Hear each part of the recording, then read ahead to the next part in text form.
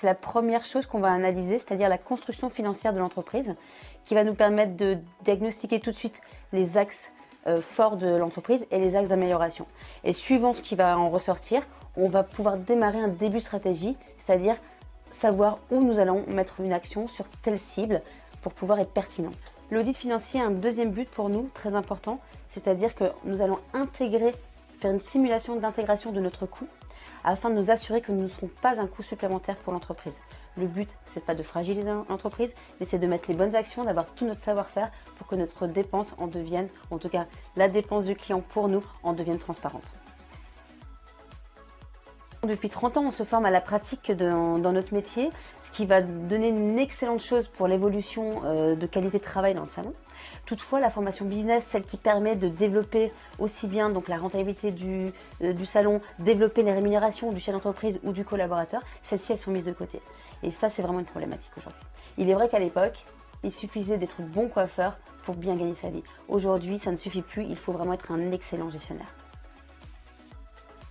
Le cursus scolaire classique aujourd'hui, il a une réelle faille puisque nous mettons 7 ans cette année pour devenir un excellent coiffeur, un expert de la coiffure.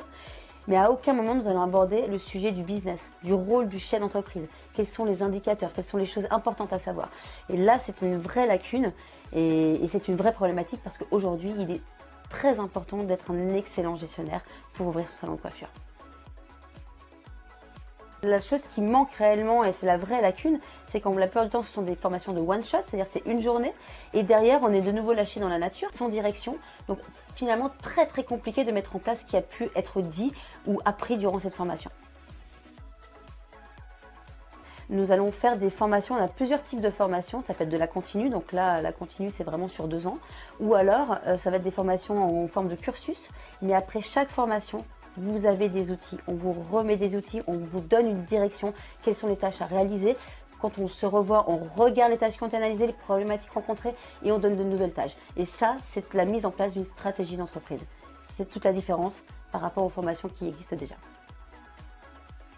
Ce qu'on va traiter dans le business, ça va être tout ce qui est management des équipes, ça va être le développement de la rentabilité, le développement des chiffres d'affaires, l'organisation du chef d'entreprise, ça c'est super important. Qu'est-ce qu'on doit faire? L'anticipation, on va réfléchir, on va essayer d'apprendre à ne plus être dans l'urgence, mais d'anticiper. Donc l'anticipation, c'est la préparation. Voilà, donc on va amener certaines techniques et donc les outils nécessaires aussi pour pouvoir s'organiser au mieux. De ne penser à rien, mais de ne rien oublier.